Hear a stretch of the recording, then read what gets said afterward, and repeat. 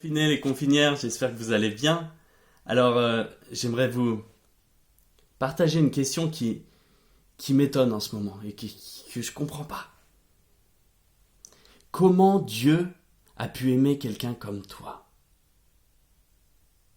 Franchement, ça me dépasse. Pourquoi?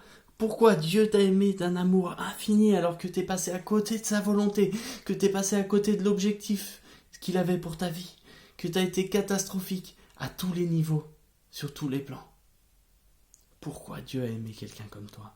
Mais il y a une question qui me turlupine encore plus, c'est comment Dieu a pu aimer quelqu'un comme moi? Moi j'allais dans le sens opposé de ce qu'il m'avait dit. Je cherchais ma gloire, je cherchais mon intérêt, je cherchais ma volonté, je cherchais tout ce que Dieu m'avait dit de ne pas faire. Je cherchais à le faire. J'étais opposé à lui, rebelle à lui. Et pourtant, il m'a aimé. C'est quelque chose qui me dépasse. Que Dieu puisse aimer quelqu'un comme toi, qu'il puisse aimer quelqu'un comme moi. Alors qu'on méritait juste la punition d'être passé à côté de l'objectif. On n'a pas respecté la loi, on mérite une sanction, c'est tout. Et là, on est face à un Dieu parfait, mais qui donne une seconde chance, et qui pardonne, et qui aime des gens qui ne méritent pas. Et c'est incompréhensible, mais à la fois, ça, c'est quelque chose qui m'émerveille, qui m'émerveillera toujours.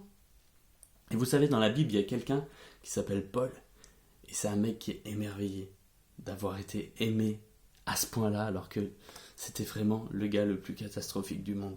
Le mec, Dieu, il lui a dit d'aller par là, il est allé vraiment par là. Tu pouvais pas faire plus opposé à Dieu. Et il se présente même comme l'exemple type du mec qui mérite rien et qui a été aimé par un Dieu extraordinaire. On trouve son histoire dans le livre de 1 Timothée dans la Bible.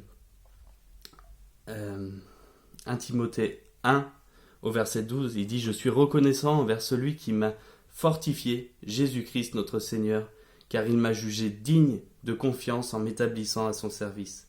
Moi qui ai auparavant été blasphémateur, un persécuteur, un homme violent, cependant, il m'a été fait grâce. » Vous imaginez? Le type, il a fait son maximum pour faire du mal aux chrétiens, pour persécuter l'Église, pour que certains chrétiens soient peut-être mis à mort. Et par la bonne nouvelle de cet amour de Jésus-Christ, il lui a été fait grâce. Il méritait la mort. Il a reçu un acquittement total et extraordinaire. Et en plus, Jésus le fortifie. Jésus ne le laisse pas dans une culpabilité. Mais Jésus va l'aider à se relever et va faire de lui son serviteur. Vous imaginez, Paul il passe du stade de persécuteur de l'Église à serviteur et ami de Jésus-Christ. Verset 13. Cependant, il m'a été fait grâce parce que j'agissais par ignorance dans mon incrédulité, et la grâce de notre Seigneur a surabondé avec la foi et l'amour qui sont en Jésus-Christ. Cette grâce, elle surabonde et continue de se manifester dans la vie des chrétiens chaque jour. Il n'y a plus aucune condamnation pour ceux qui sont en Jésus-Christ. C'est pour cela que nous pouvons revenir régulièrement, repentants et pleins de confiance auprès de notre Sauveur et de notre Seigneur Jésus-Christ. Verset 15. Cette parole est certaine et digne d'être acceptée sans réserve. Jésus-Christ est venu dans le monde pour sauver des pécheurs. Je suis moi-même le premier d'entre eux.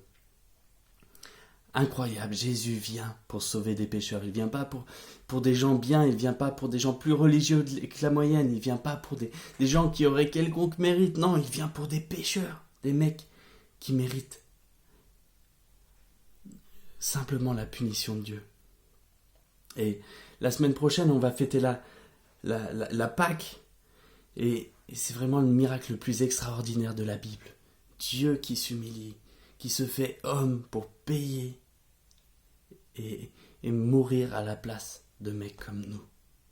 Et pour nous donner une vie nouvelle et une espérance éternelle. Verset 15.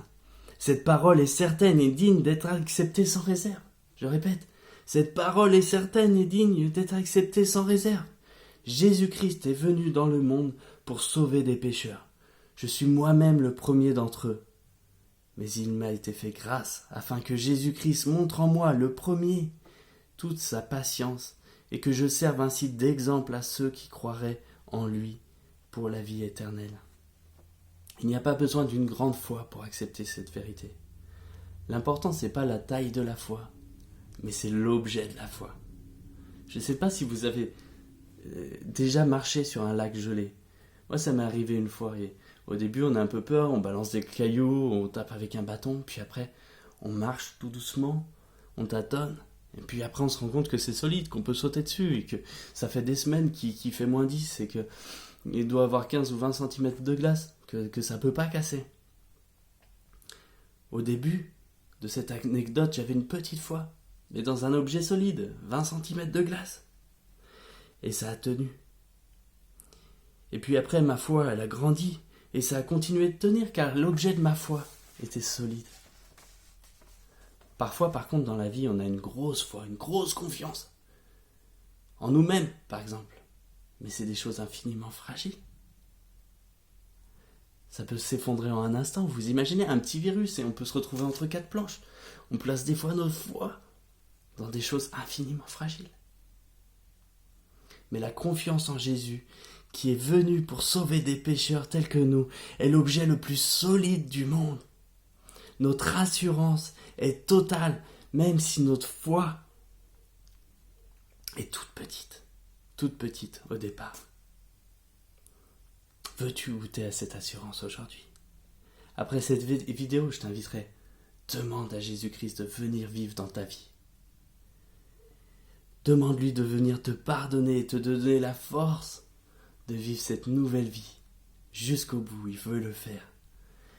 Et comme Paul le disait, que le Seigneur l'a fortifié, l'a appelé à son service, il veut faire la même chose pour toi et pour ta vie. Et tu ne seras pas déçu. Verset 17, je voudrais conclure avec ce verset. Au roi des siècles, au Dieu immortel, invisible et seul sage, soit l'honneur et la gloire au siècle des siècles. Amen. Que Dieu vous bénisse.